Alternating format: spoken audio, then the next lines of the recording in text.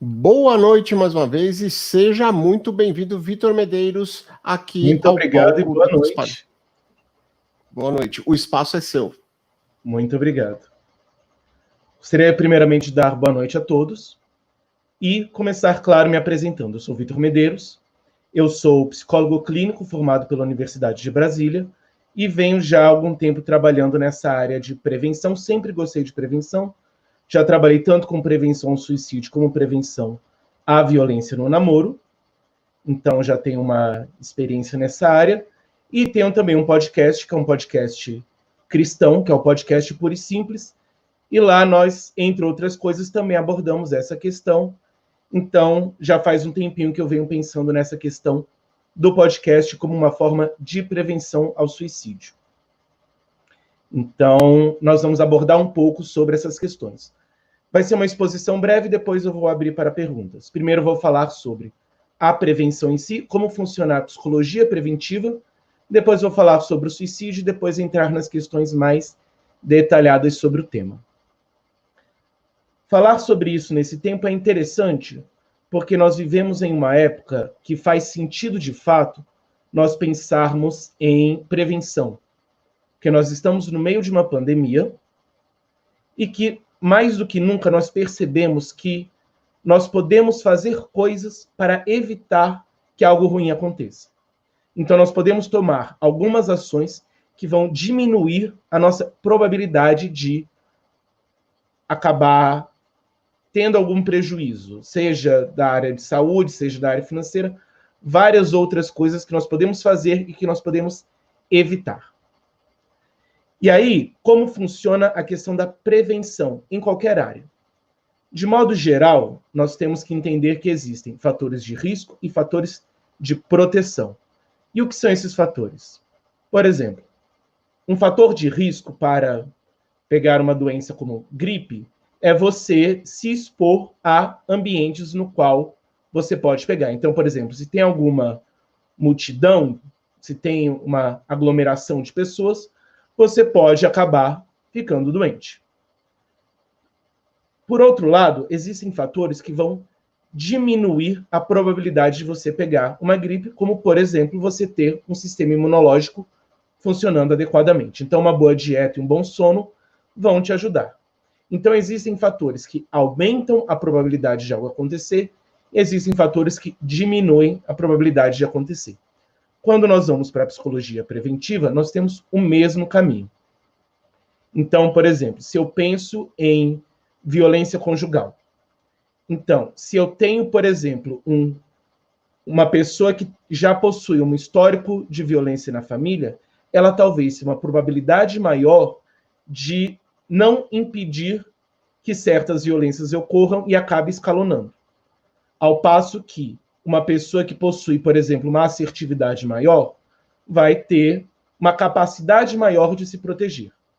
Então, o que eu vou fazer pensando em psicologia preventiva? Eu vou tentar diminuir esses fatores, então mostrar, por exemplo, a importância de se proteger quando existe algum tipo de violência, ao passo que eu vou aumentar esses fatores de proteção, como, por exemplo, a assertividade. Então, dessa forma, nós conseguimos trabalhar essa prevenção. É importante, contudo, trabalhar a diferença entre uma prevenção e uma intervenção. Então, se eu tenho, por exemplo, alguém que está em um namoro, ainda pensando em violência conjugal, eu posso prevenir uma violência. Ou alguém que, mesmo depois de casado, esteja dando sinais de uma relação violenta, mas a violência ainda não tenha chegado ao nível extremo. Nesses casos, eu posso prevenir. Agora, se a violência ela já se estabeleceu, eu já não vou prevenir, eu vou intervir.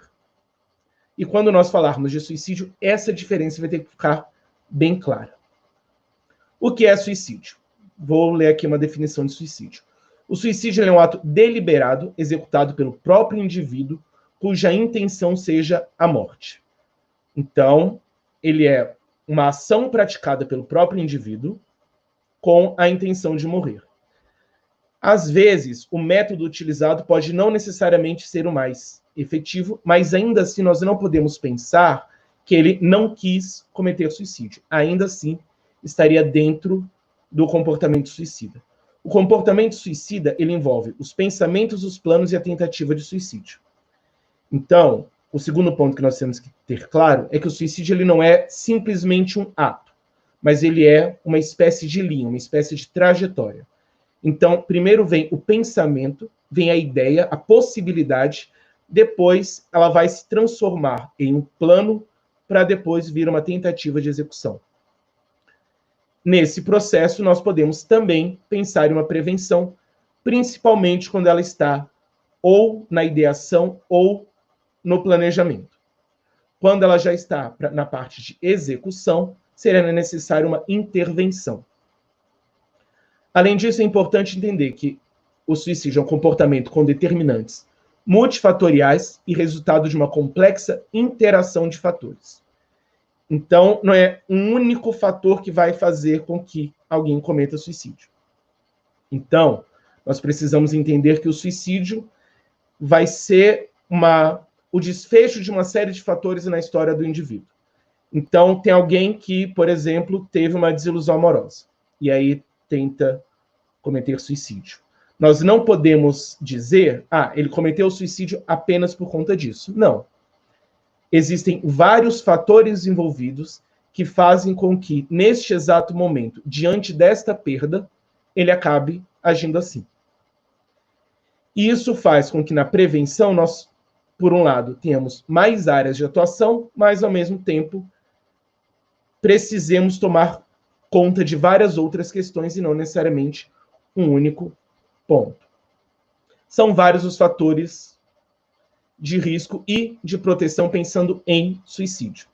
Se você veio aqui pensando necessariamente em uma lista ou um plano certinho, uma estratégia certinha para aplicar no podcast, o podcast vai servir como prevenção, não é isso que eu vou dar aqui. Eu vou ajudar um pouco a pensar quais são esses fatores e não necessariamente os fatores, mas como que eles atuam e como nós podemos atuar nele. Por quê? Porque existem vários recortes na sociedade e cada recorte vai ter fatores distintos. Então, se eu pensar, por exemplo, em adolescentes, ou em jovens, ou em adultos, ou em idosos, ou em homens, ou em mulheres, ou na comunidade negra, ou LGBT, cada um vai ter uma característica única que vai servir de fator de risco ou fator de proteção. Embora existam fatores que vão estar em todos esses ambientes. Como podcast, cada podcast ele vai ter um público específico, então seria necessário que cada um tentasse entender melhor o seu contexto, o seu público, para uma melhor atuação. Se eu fosse aqui descrever todas as possibilidades, nós ficaríamos aqui até semana que vem e não terminaríamos. Então, vou dar algo um pouco mais amplo, mas depois nós podemos entrar em alguns detalhes mais específicos. Entre os principais fatores de risco, nós temos problemas familiares, questões como impulsividade, a relação a luto, seja a lutos reais, ou concretos ou abstratos, digamos assim. Então, pode ser o luto de uma pessoa ou o luto de um sonho, situações de violência ou também alguns transtornos como depressão. Já nos fatores de proteção, nós temos questões como religião, esporte, boas habilidades sociais, aberturas para experiências e aprendizados e, principalmente, uma rede de apoio forte. Então, se nós pensarmos um pouco no próprio momento que nós estamos vivendo, o momento dessa pandemia, nós percebemos que alguns desses fatores podem acabar aumentando, alguns dos fatores de risco, enquanto alguns fatores de proteção podem acabar sendo prejudicados. Então, por exemplo, se nós olharmos para a questão desse luto dos nossos sonhos. Então, muitas pessoas tinham planos, tinham sonhos, tinham metas para esse ano, mas, por conta da situação, acaba que não foi possível concretizar. E ou são postergados ou acabam tendo que ser totalmente abandonados. Então, nós temos um tipo específico de sofrimento que está aumentando. Ao passo que alguns fatores de proteção acabam diminuindo. O principal fator de proteção é uma rede de apoio forte. E muitas dos outros fatores de proteção têm a ver com isso. Então, questões familiares, uma boa relação familiar tem a ver com uma rede de apoio forte.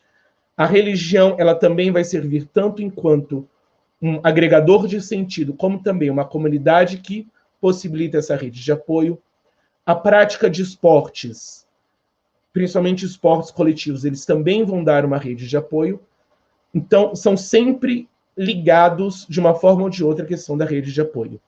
E, durante a quarentena, nós temos as redes de apoio sendo, em certa medida, enfraquecidas. Então, nós precisaríamos, mais do que nunca, pensar em formas de fortalecer a rede de apoio, mesmo em um momento como esse. É possível prevenir o suicídio? Sim. E nós podemos pensar essa prevenção de duas formas, seja uma forma direta, seja uma forma indireta. Então, por exemplo, quando eu tenho a questão desses fatores, por exemplo, como a impulsividade ou abertura a novas experiências. A impulsividade como fator de risco, a abertura a novas experiências como fator de proteção. Eu posso, de certa forma, trabalhar isso no indivíduo.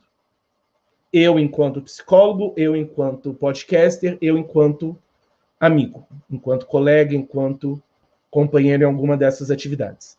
Então, eu poderia ajudar a pessoa a pensar melhor diante de certas situações, apontar um pouco essa impulsividade, e também eu poderia ajudá-lo aumentando a abertura dele a novas experiências e aprendizados. Então, poderia apresentar outras possibilidades para ele de coisas para fazer. Então, eu vou atuar diretamente no indivíduo.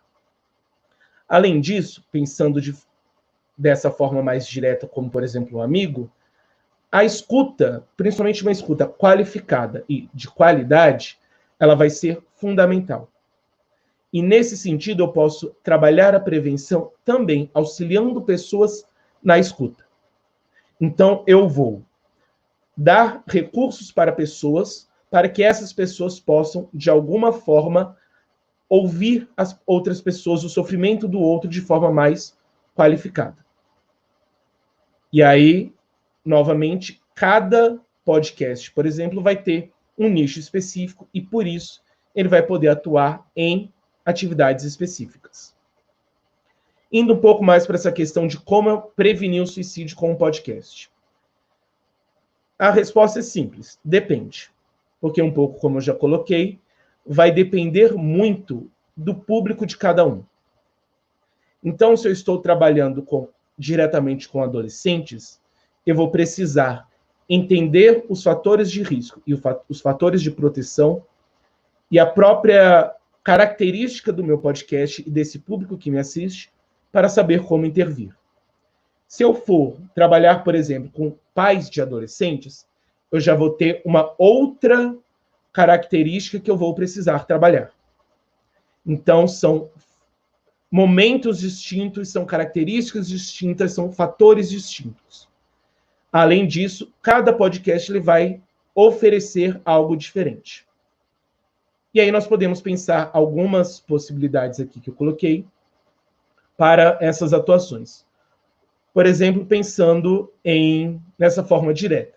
Por exemplo, ajudando a desenvolver habilidades sociais. Então, seja empatia, seja assertividade, nós podemos auxiliar os nossos ouvintes nessas áreas. Então, por exemplo, pegar novamente a situação da violência. Você, primeiramente, ajudar a pessoa a reconhecer uma situação de violência e, então, porque nem sempre as situações de violência ficam claras. Principalmente quem trabalha, por exemplo, com questão de violência conjugal, fica muito mais evidente isso, que, por exemplo, nem todo mundo sabe que você xingar o outro é uma violência, que você quebrar as coisas do outro é uma violência, que você impedir o outro de se relacionar com amigos ou parentes é uma violência. Então, às vezes, é necessário informar que a pessoa está em um contexto de violência.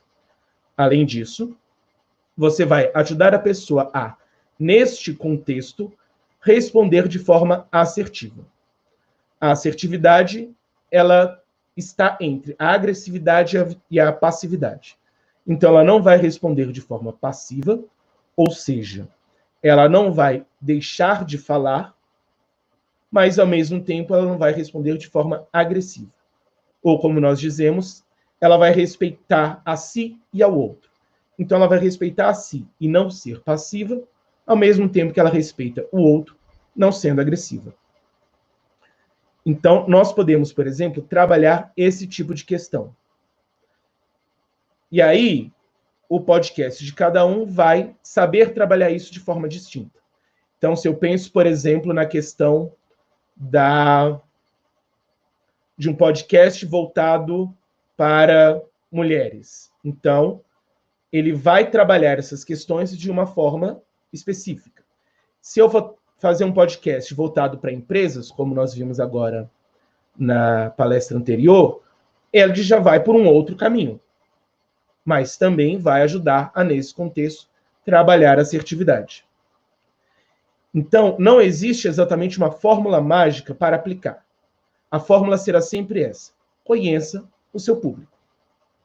Busque o conhecimento sobre a área de atuação e quais os fatores e possibilidades em cada um e conheça o seu público.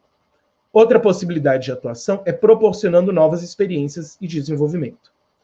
Então, quem trabalha, por exemplo, com um podcast de finanças, você vai dar uma outra visão para a pessoa de como lidar com a questão financeira, que é, dependendo da faixa etária, e principalmente em homens, um dos principais fatores de risco. Então, você vai possibilitar que a pessoa possa repensar esse momento, repensar essa experiência e achar novas soluções. Então, a pessoa que está presa em um determinado problema, ele vai, através dessa forma de atuação nova que você deu, encontrar saídas. Porque muitas vezes a pessoa, principalmente em uma situação de depressão, ela tem algumas dificuldades de perceber saídas para problemas, às vezes simples. Então, nesse caso, alguns podcasts podem ajudar nesse sentido. Pensar a prevenção dentro do podcast não significa necessariamente criar um episódio para isso, ou um podcast para isso. Seria mais uma forma de você saber construir um contexto no qual você possibilite tanto o desenvolvimento pessoal como a escuta do outro. E aí, nesse sentido também, ainda na forma direta, você tem a questão da informação. Então, você dar informações, dependendo do podcast, por exemplo, um Naruhodô, que você pode dar informações sobre questões como suicídio ou como depressão. Então, você pode informar o seu ouvinte de toda essa complexidade do fenômeno para ajudá-lo a saber como sair disso. Ou então, apontar algumas soluções, como, por exemplo, em que momento você pode ter a necessidade da busca de uma ajuda profissional ou de uma terapia. E aí, por exemplo, nem todo mundo vai ter acesso direto a uma terapia. Mas, por exemplo, geralmente as faculdades e universidades de psicologia possuem atendimento comunitário. Então, você dar esse tipo de informação para o ouvinte pode ajudá-lo a saber como sair melhor desse tipo de situação. Você também pode ajudar ressignificando a narrativa, dando a ele a possibilidade de enxergar a experiência de uma outra forma. Então, por exemplo, no meu caso, que eu tenho um podcast cristão, então eu vou auxiliar a pessoa a enxergar a vida, a dar sentido à vida de uma outra forma. Outros podcasts que trabalham com questões, por exemplo, identitárias, elas vão também poder ajudar a pessoa a encontrar sentido em muitas das experiências e também nas próprias lutas e posicionamento do indivíduo na sociedade. Então, ajudaria a pessoa a encontrar um lugar no mundo, um sentido para a sua experiência. E ajudando também a encontrar saídas, que é um pouco que já abordei na questão, por exemplo, de um podcast de finanças, mas a ideia, de modo geral, de que você possa dar às pessoas ferramentas para, em determinados momentos da vida em que existem dificuldades, nas quais é um pouco difícil você sair, ela possa sair. E aí entra sempre a questão: existe podcast para tudo. E, nesse sentido, sempre haverá uma possibilidade de você ensinar e você aprender também sobre essa questão. Por fim, pensando um pouco essa prevenção a partir do podcast de uma forma direta, nós temos como ajudar cada um a desenvolver recursos para atuar no seu contexto. O que significa isso? É um pouco a questão, por exemplo, da empatia e desse acolhimento, desse ouvir.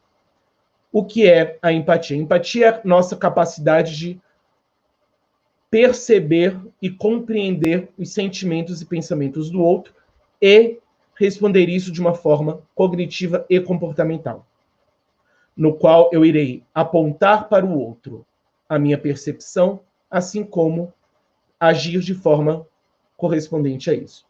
O que isso significa? Basicamente, eu vou tentar entender como que o outro se sente. Então, eu vou, diante de uma situação, de uma demanda do outro, eu vou, em vez de achar que ele está se sentindo de uma determinada forma, eu vou buscar, a partir dele, saber. Então, não vou necessariamente impor o meu sentido à experiência do outro. Eu vou buscar do outro a compreensão da experiência dele. Então, por exemplo, eu tenho um amigo que está sofrendo por conta do término de um relacionamento. Eu não vou pensar, quando eu terminei meu último relacionamento, eu agi dessa forma, então ele deve estar se sentindo dessa mesma forma. Não. Eu vou fazer o quê? Eu vou buscar nele a forma de entender como que ele está se sentindo. A partir disso, eu irei mostrar que eu estou percebendo que ele está triste. Então, é necessário na empatia que nós mostremos essa percepção. É algo, por exemplo, que nos relacionamentos conjugais tem muito esse problema. Eu que atuo na clínica de casais vejo muito isso. Que é o quê? O marido percebe que a esposa está sofrendo, está mal por algum motivo. E o que ele faz? Ele busca deixá-la só. Mas ele não mostra para ela que ele percebeu o sofrimento. Então, na cabeça dela, ela pensa: ele não percebeu que eu estou mal, porque ele não fez nada, ele não disse, ele não agiu. Então, você acaba gerando uma falha na comunicação. Porque você percebeu, ele percebeu, mas ele não comunicou, e a partir disso ela interpretou uma outra coisa. Então, o ponto fundamental da empatia é justamente essa comunicação e agir de acordo com isso. Então, por exemplo, ajudar o outro a desenvolver uma empatia, desenvolver formas de escuta, são formas de você ajudar ele a atuar no seu contexto. Quando nós pensamos na prevenção ao suicídio, nós precisamos entender que não necessariamente nós estaremos atuando apenas com pessoas em risco de suicídio, que é um pouco que coloquei no início. Então, não é necessariamente uma intervenção. Você não vai, enquanto podcast, intervir numa situação como essa, ainda bem, graças a Deus. Porque senão seria um peso muito maior para cada um. Imagina você ter realmente o peso de uma vida nas mãos. Não. O que você vai ter é a possibilidade de ajudar tanto quem sofre como quem está próximo de quem sofre a encontrar formas de lidar com isso de uma outra forma, sem que isso necessariamente se torne um peso, se torne uma responsabilidade. Então, nós vamos atuar de uma forma realmente preventiva. E aí podemos atuar tanto ajudando as pessoas diretamente, como criando este contexto. Então, posso pensar, vou trabalhar isso não necessariamente para pessoas que estão em sofrimento, mas eu vou fazer, por exemplo, pensar novamente em podcast corporativo, pensar em um podcast que vai me auxiliar a criar na empresa uma cultura organizacional que preza pela percepção do outro. E aí, pode ser que nesse contexto tenha, de fato, um ambiente de uma pessoa que esteja em risco de suicídio. Pode ser que não. Mas ainda assim, você vai fazer com que, caso aconteça, esse ambiente esteja melhor preparado. Então, a ideia da prevenção é realmente você preparar o contexto, preparar o ambiente, preparar a pessoa. Então, de modo geral, a principal forma que o podcast tem de atuar na prevenção de suicídio é justamente ajudando a criar um contexto acolhedor e um contexto que preze pelo desenvolvimento. Não necessariamente em episódios voltados para isso, mas que, de qualquer forma, se crie essa cultura de possibilitar ao outro que ele se desenvolva e também possibilitar ao outro que ele possa ser uma rede de apoio e recorrer também a uma rede de apoio. Vamos agora para as perguntas. Aguardei bastante tempo para perguntas.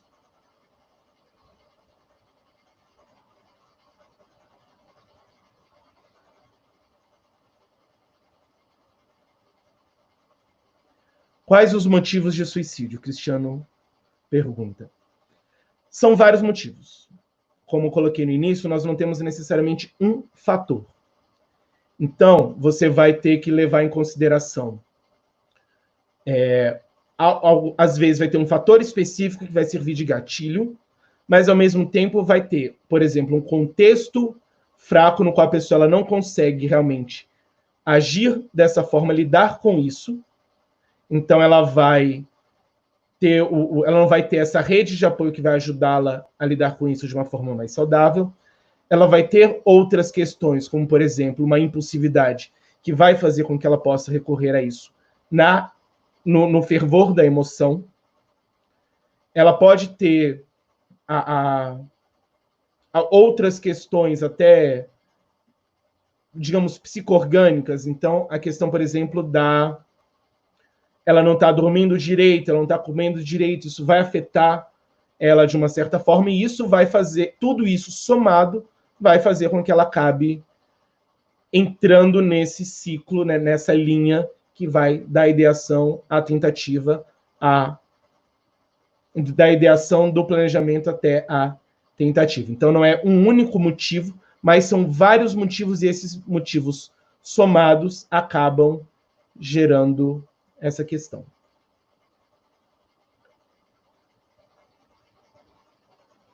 Próxima pergunta. Qual a idade de maior suicídios?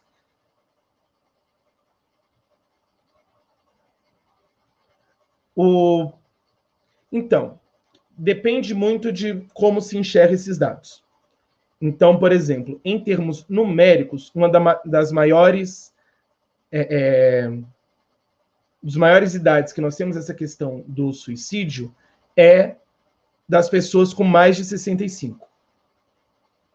Então, apesar de nós geralmente pensarmos o suicídio mais em questões de pessoas mais novas, mas nós temos ainda, na verdade, as pessoas mais velhas cometendo mais suicídios, principalmente a partir da aposentadoria. Um pouco por conta da questão de sentido de vida. Como nós vivemos em uma sociedade que atribui ao trabalho o sentido, então você é a sua profissão, quando a pessoa ela se aposenta, ela acaba perdendo muito disso. Por isso, até em alguns grupos de psicologia, existe a ideia da preparação para a aposentadoria. Porque as pessoas nem sempre estão preparadas para isso. Algumas estão torcendo, estão sonhando, estão tristes, porque vai demorar um pouco mais, mas outras pessoas elas acabam postergando o máximo possível, porque é aquilo que traz sentido para elas. E elas não vão ter necessariamente como atuar depois. Então,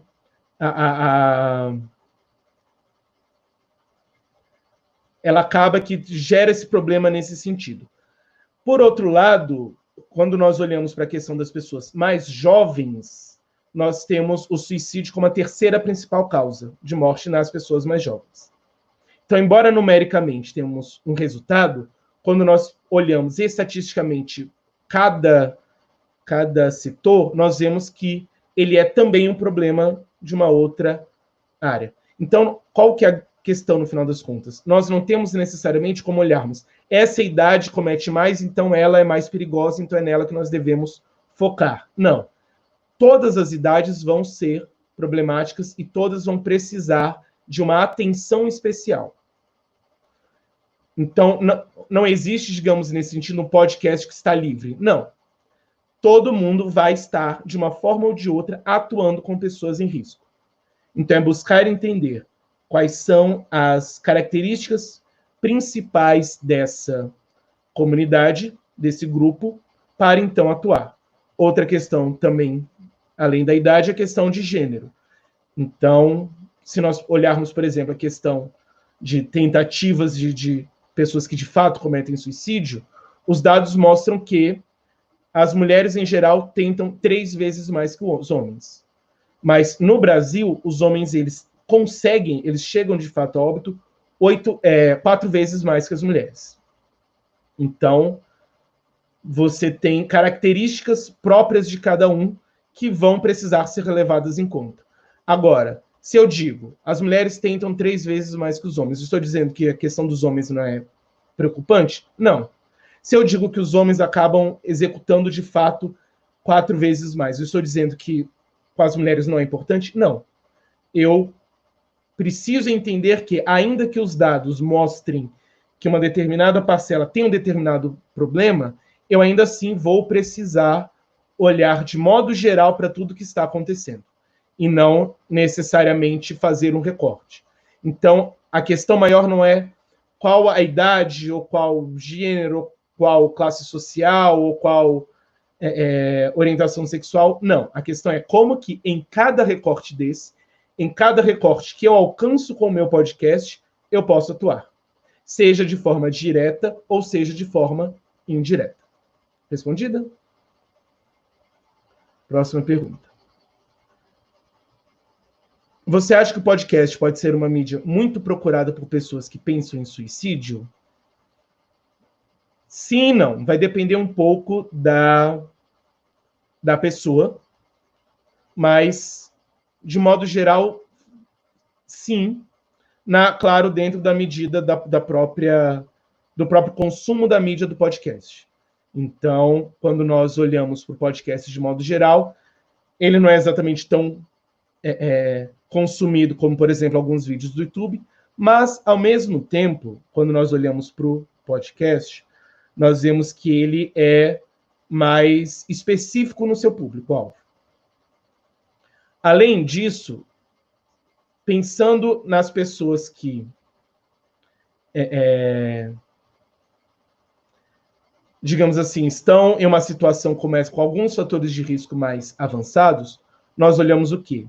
Nós percebemos que geralmente são pessoas que acabam se isolando, estão somente conforme vai se agravando, elas vão tendo um isolamento social. E nesse tipo de isolamento, o podcast pode ser sim uma boa solução, para uma forma que ela pode buscar. Então, até o Caio aqui coloca um complemento da questão, que pergunto pelo fato de ser o conteúdo sempre disponível a qualquer hora. Sim, então, nesse sentido, sim, nós vamos pensar como que é possível gerar esse conteúdo que a pessoa ela pode acessar a qualquer momento. Então, ela vai, de fato, ter essa possibilidade, conforme ela, inclusive, percebe que é um recurso, então ela percebe que aquele determinado podcast ele tem uma linguagem mais acolhedora, aquele determinado podcast ele tem uma, digamos assim, uma cosmovisão que vai o ajudar e não necessariamente deixá-lo desamparado. Então, se ele tem essa percepção do podcast, ele vai, de fato, utilizar isso como recurso. Então, as pessoas que podem estar pensando em suicídio, elas podem, nesse sentido, recorrer a podcasts. Mas, para isso, seria mais importante nós pensarmos neste processo de criar um ambiente que seja acolhedor e possa proporcionar esse desenvolvimento. Você, como psicólogo, o que acha da atividade física para a prevenção do suicídio? E o que pensa dos estudos e artigos que dizem que é bom? Acha válido? Todo estudo e artigo que é publicado em uma revista científica com revisão de pares é válido, mas a atividade física, e aqui eu vou dividir a atividade física e a prática de esportes, mas em ambos os casos são muito bons. A própria atividade física, ela vai auxiliar bastante em alguns fatores, principalmente da química do cérebro. Então, um dos principais problemas relacionados ao suicídio é a depressão. Então, pessoas que passam por depressão têm muito mais chance de cometer suicídio. Tentar explicar melhor. Dentre as pessoas que cometem suicídio, dentro deste recorte de pessoas que cometem suicídio, a parcela de pessoas que possuem problemas com depressão, alguma outra comorbidade, é maior do que as demais. E, nesse caso, você tem uma alteração também na química do cérebro. Nesses casos, além, claro, de um acompanhamento com um psicólogo e com um psiquiatra, a atividade física vai ajudar bastante. Então, ela vai ajudar, de modo geral, a pessoa a se sentir melhor. Então, ela vai proporcionar isso. Se nós pensamos agora na prática de esportes, além da própria atividade física de modo concreto, nós temos também a rede de apoio. Então, nós vamos ter, por exemplo, a questão do grupo, a questão da coletividade, a questão da equipe, a questão de ter amigos com os quais você pode conversar, de você ter um sentido, de você ter um lugar. Então, ele vai proporcionar, de modo geral, esse ambiente acolhedor, esse ambiente no qual você pode encontrar esse tipo de auxílio, esse tipo de ajuda, esse tipo de contexto acolhedor. Claro, nós precisaríamos também desenvolver esse ambiente para que ele seja acolhedor. E aí, por exemplo, as pessoas que trabalham com podcasts voltados para esporte podem pensar um pouco nisso, na questão de como criar um contexto, um ambiente que ele seja acolhedor, que ele seja empático, mesmo em um esporte que às vezes é competitivo. E, infelizmente, às vezes é competitivo não só, digamos, dentro de campo, mas também fora. Então, às vezes, você vai ter competitividade entre uma equipe e a outra, mas também dentro da própria equipe, às vezes, você vai ter a competitividade. Então, é algo que acaba sendo um pouco mais perigoso. Mas, se conseguirmos trabalhar essa questão de modo que a própria equipe saiba que ela pode ajudar um ao outro, que possa contar um com o outro, você vai criar um contexto no qual é possível esse tipo de conversa, esse tipo de diálogo. Respondido? Querem mandar mais perguntas?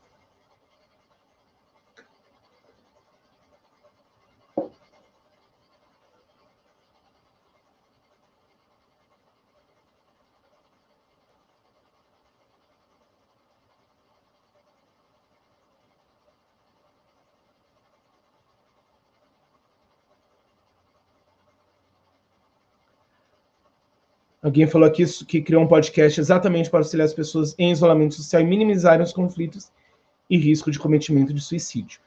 É justamente isso, pensar como que nós podemos, nesse isolamento social, atuar dessa forma. E aí nós podemos pensar a questão da qualidade da relação mais do que qualquer coisa. Então, nós estamos em um momento no qual as relações, as pessoas foram afastadas de forma física. Então, nós só temos agora o contato digital. Mas qual que é o problema das relações de modo geral? Nem sempre as relações elas vão ter, digamos, uma qualidade. Você vai ter uma qualidade da relação.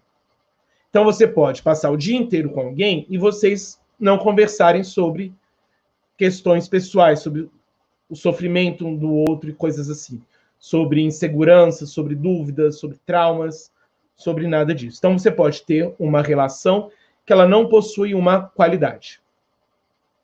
Ao mesmo tempo, você pode ter uma relação que é à distância, que é na tela do celular, mas, ao mesmo tempo, ela vai ter uma qualidade na relação. Então, você vai se relacionar com o outro, prestando atenção sabendo ouvir e também sabendo recorrer à ajuda do outro. Talvez esse seja um dos maiores desafios da atualidade, mas também uma das coisas mais importantes se nós pensamos na questão do suicídio. Então, quando nós tratamos de pessoas em isolamento social, nós temos essa demanda muito forte. Então, nós temos a demanda das relações sociais que foram enfraquecidas, e além de vários outros problemas. Então, a questão, por exemplo, que é muito forte em homens adultos é a questão do emprego. E aí nós temos, com a questão do desemprego, nós temos já mais uma série de fatores de risco que estão aumentando. Então, nós precisamos entender como que esses conflitos que surgem durante o isolamento podem acarretar na vida das pessoas e como que nós podemos auxiliar nisso, minimizar alguns problemas, minimizar algumas questões, dar sentido, ajudar a pessoa a se desenvolver, mas ao mesmo tempo sem criar essa ditadura da superprodução. Então nós temos hoje, ao mesmo tempo, pessoas que estão preocupadas porque foram obrigadas a parar. Nós temos também as pessoas que estão sendo bombardeadas por faça curso online, faça tal curso, faça tal coisa, não pare, desenvolva, que acaba gerando também uma ansiedade. Então, nós precisamos entender como que nós podemos olhar para essas questões, olhar para o contexto à nossa volta, olhar para o momento específico para, então, atuar. E aí, nisso, vai ser primordial que o podcaster ele esteja atento a todas essas questões dentro do seu campo de atuação. Então, como que no meu nicho, no meu recorte de atuação dos meus ouvintes, eu posso ajudar nisso. Então, como que eu posso pegar essa particularidade do sofrimento dele e abordar? Ou também eu posso fazer um podcast voltado para isso. E uma sugestão também nessa questão é saber como trazer esse assunto, então pesquisar em artigos, buscar profissionais que possam também acrescentar. Principalmente agora que, mais do que nunca, as gravações de podcast acabam tendo que ser à distância. Então, é uma ótima oportunidade de você convidar pessoas profissionais de todo o Brasil para auxiliarem nesse processo.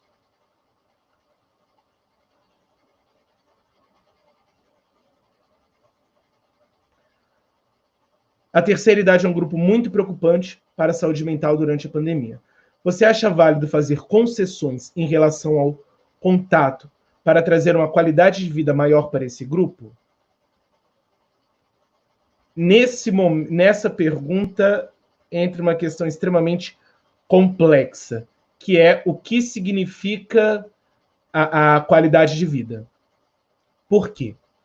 Porque a qualidade de vida ela vai envolver a questão de uma saúde mental e de uma saúde física. Então, dentro dessa pergunta, você acaba tendo que pensar, vale a pena eu sacrificar um em prol do outro? E aí talvez a pergunta deva ser, como que eu posso não sacrificar nenhum dos dois? De que forma que eu posso trazer uma qualidade de vida maior para as pessoas que estão nesse grupo de risco, sem necessariamente colocá-las em um outro risco. Então, pensando que nesse caso, nós temos que entender que, no caso da terceira idade, nós temos dois problemas envolvidos. Então, naturalmente, já é um grupo de risco, pois já tem uma incidência maior de suicídio. Ao mesmo tempo, nós temos essa situação da pandemia, que geralmente são aqueles que acabam sendo obrigados a se isolar mais. Além disso, em muitos casos, não todos, são pessoas que têm um pouco menos de acesso à tecnologia. Não acesso no sentido de ter a tecnologia, mas de conseguir trabalhar com ela. Então, talvez o primeiro ponto seja como nós podemos auxiliar essas pessoas na inclusão tecnológica. Então, como que eu posso fazer com que o vovô e a vovó possam conversar com os netinhos sem necessariamente eles estarem presentes. Além disso, eu posso pensar, por exemplo, como que a própria tecnologia pode auxiliá-los em novas habilidades, em realizar novas atividades. Então, mais do que nunca, pensar como que a tecnologia pode proporcionar saídas.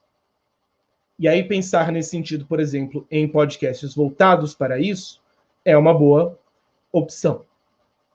E aí nós entramos na questão das concessões. Essas concessões, elas vão sempre ter que ser medidas nesse sentido.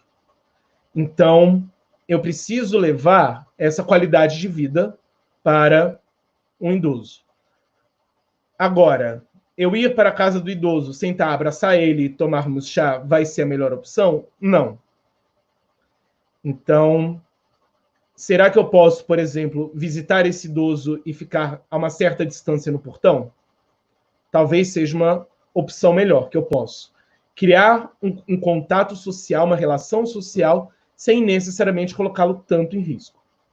Então, nós não podemos pensar em 8 ou 80. Então, ou eu isolo, ou eu dou uma relação social. Então, ou eu sacrifico a qualidade, dou para ele uma qualidade de vida em um sentido, mas ao mesmo tempo tiro do outro. Não. Nós temos que pensar como que nós podemos criar novas possibilidades, novas estratégias, novas saídas para que possamos estabelecer essa relação, estabelecer esse contato, como que nós possamos criar um ambiente favorável, um contexto favorável para que ele possa lidar com todas essas questões e, principalmente, não se isolar do resto da família, não só pelo idoso, mas também por todo o resto da família, já que também é um sofrimento para quem está tendo que, de certa forma, obrigar o idoso a se isolar. Então, a questão maior não é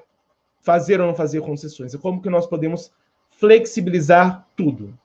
Flexibilizar esse contato para possibilitar um outro tipo de contato, ao mesmo tempo flexibilizar essa questão do isolamento, mas sempre buscando a saúde, tanto a saúde psicológica como a saúde física.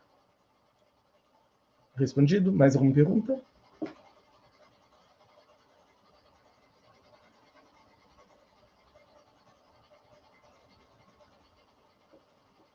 Não. Certo? Então, uma sugestão de leitura, vou pegar aqui atrás.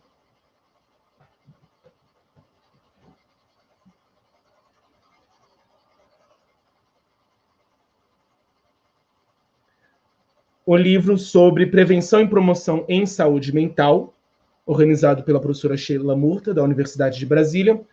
É um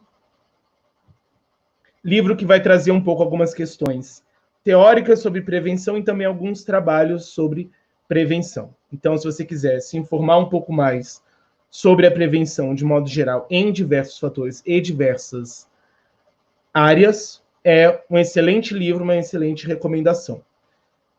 Inclusive, por falar nessa questão, a professora Sheila Murta, ela tem um trabalho na Universidade de Brasília que desenvolve uma intervenção customizada para a prevenção no namoro.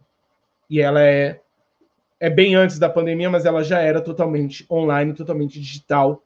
Então, ela já tinha um pouco essa forma de atuação. Para pensar a questão do suicídio, a principal sugestão é procure artigos científicos, quanto mais atualizados, melhor. Principalmente dentro do campo do grupo de cada um. Então, cada um vai ter uma necessidade específica de atuação, vai ter um nicho específico, e cada um vai trazer. E aí, criar esse desenvolvimento.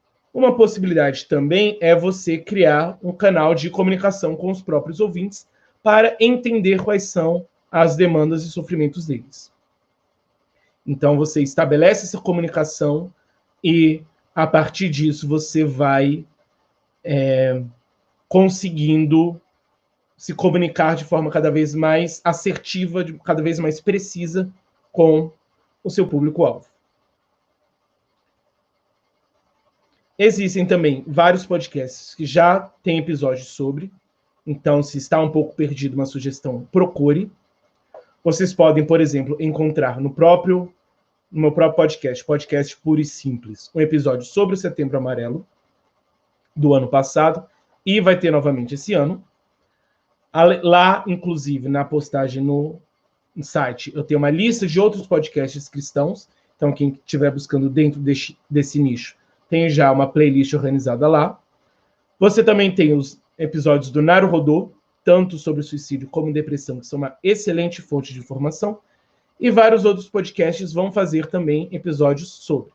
Então, você quer entender um pouco mais, você já tem uma série de iniciativas que vão nesse caminho. Então, você já tem iniciativas de vários podcasts que vão auxiliar na compreensão, na percepção e na intervenção ao suicídio, a atuação na depressão e outras comorbidades, outros sofrimentos. Além disso, vocês podem também pensar essas questões de fatores de risco e fatores de proteção para outras áreas. Então, por exemplo, violência conjugal, outros tipos de violência, a questão da aposentadoria. Você pode pensar a prevenção, por exemplo, na questão financeira. Então, você tem várias formas que você pode aplicar dentro do seu contexto essas questões de prevenção.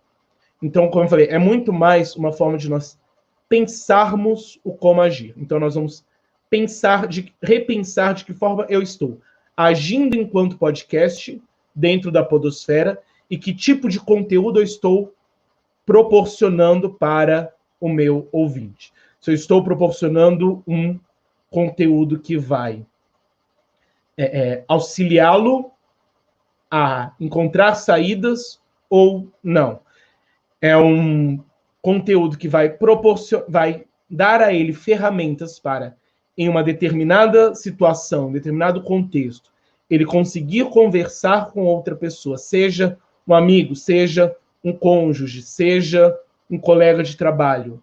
Ela vai conseguir ter uma comunicação que seja adequada, que seja saudável. Então, de quais formas eu posso construir este contexto, construir esse ambiente para que cada vez mais nós possamos trazer saúde. Principalmente porque esse tipo de fator de proteção não é apenas para suicídio. Então, de modo geral, se nós pensarmos o podcast como uma forma de ensinar o outro a se colocar no mundo, e se colocar no mundo de uma forma cada vez mais saudável, cada vez mais acolhedora, nós vamos criar um contexto muito mais saudável. É nesse sentido que nós podemos pensar a armadilha da empatia. Porque a empatia, quando nós falamos de empatia, às vezes ela é um pouco arriscada e acaba gerando uma armadilha na qual nós caímos, que é a ideia da falta de empatia do outro. Então, nós geralmente pensamos a empatia como falta ao outro empatia para comigo. Então, eu estou em uma situação e o outro não é empático e eu quero que o outro seja empático. Mas nós precisamos, mais do que nunca, pensar em empatia em nós. Nós precisamos ser empáticos. Apenas no momento em que nós trabalharmos em nós a empatia, a ideia da empatia, construirmos um ambiente, um contexto empático realmente, nós vamos conseguir ajudar nesse desenvolvimento das pessoas de modo geral. Porque nós vamos construir um contexto no qual a empatia ela é a forma principal de comunicação. Um dos grandes problemas que nós temos, por exemplo, na conjugalidade, é a comunicação. Então, a comunicação ela se dá de uma forma agressiva, ela se dá de uma forma complicada. E aí não adianta simplesmente uma pessoa tentar agir de forma diferente. É necessário alterar essa forma de comunicação. Então, eu diria que uma das principais formas que o podcast pode agir para prevenir o suicídio é auxiliando a escuta do outro. Em muitos podcasts, nós temos pessoas com experiências distintas, conversando sobre isso. E aí, o próprio podcast, na sua própria relação de escuta, na sua própria construção, no seu próprio contexto, ele vai ouvir essas histórias, ouvir essas questões de uma forma acolhedora. Ou a pessoa fala de um sofrimento dela e o outro faz piada e ridiculariza e diz que não é importante. Ou comete uma coisa que é um erro gravíssimo, que é a ideia de diminuir o sentimento do outro, o sofrimento do outro. Então alguém diz, passei por tal coisa e estou sofrendo. Alguém diz, não, mas tem pessoa que passa muito pior, que perde isso, isso e isso. Então essa minimização. É mais ou menos o seguinte, imagina que você dá uma topada com o dedo mindinho na quina de algum móvel. Vai doer muito. Alguém vira e diz, mas pense pelo lado positivo, a dor do parto é muito pior que isso? Pode ser, mas não faz com que a dor diminua. Então é a mesma coisa pensando em saúde mental. Nós então temos um contexto no qual nós vamos ouvir esse sofrimento do outro e vamos acolher esse sofrimento e não necessariamente diminuir. Então, primeiramente, dentro do próprio podcast, nós precisamos criar esse contexto no qual o outro é capaz de se abrir e contar o seu sofrimento, contar a sua dor, e isso ser acolhido. E, além disso, passar essa forma saudável de se comunicar para os ouvintes. Então, pensar tanto dentro do podcast como do podcast para o ouvinte, pensar em formas saudáveis de se comunicar. Então, eu acredito no potencial do podcast, eu acredito, sim, que juntos nós podemos construir, através do podcast, uma sociedade muito mais acolhedora e muito mais saudável do ponto de vista psicológico. É isso, gostaria de agradecer essa oportunidade, gostaria de agradecer a todos que estão ouvindo, os que fizeram perguntas, que não fizeram perguntas.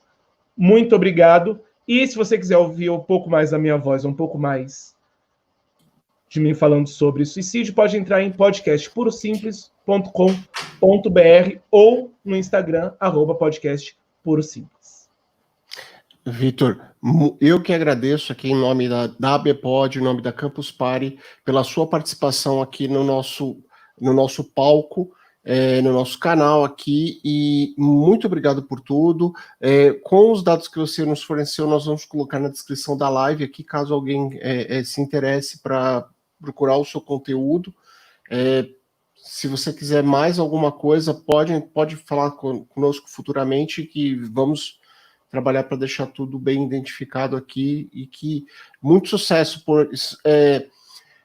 eu não sei se você lembra disso, mas um dos podcasts mais conhecidos da nossa podosfera, ainda na época do Metacast, foi sobre prevenção de suicídio, se eu não me engano, foi o 96, 76, me falha a memória, mas foi um episódio muito importante na época. Até hoje o Thiago Miro recebe pessoal comentando sobre ele, e eu acho que nós todos...